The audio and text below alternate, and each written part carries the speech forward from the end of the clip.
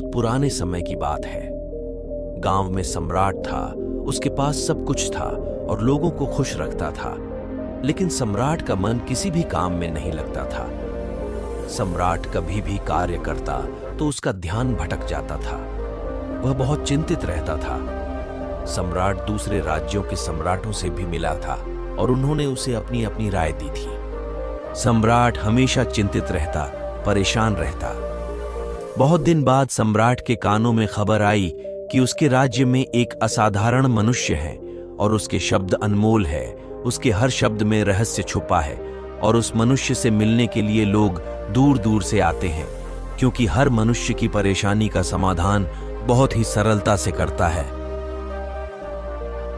बात सुनकर सम्राट बहुत ही प्रसन्न हुआ और सम्राट सोचने लगा कि शायद उसके पास मेरी समस्या का समाधान भी अवश्य मिलेगा। और सम्राट ने तय किया कि मुझे अभी उस असाधारण मनुष्य से मिलना है।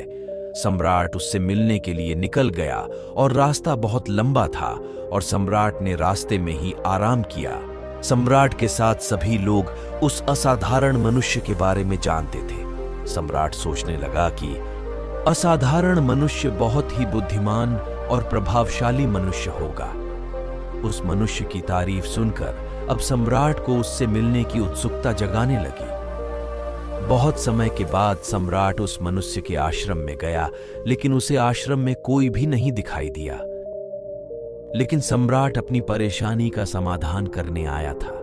सम्राट आश्रम में घूमने लगा और मनुष्य को देखने लगा। उसने देखा कि असाधारण मनुष्य घूम के आ रहे हैं। फिर उनके साथ सम्राट आश्रम में आया और सम्राट अपनी समस्या बताने लगा। हे मनुष्य, मेरा मन किसी भी काम में नहीं लगता और मैं हमेशा चिंतित रहता हूं। आप मेरी समस्या का समाधान अवश्य ही करेंगे ना?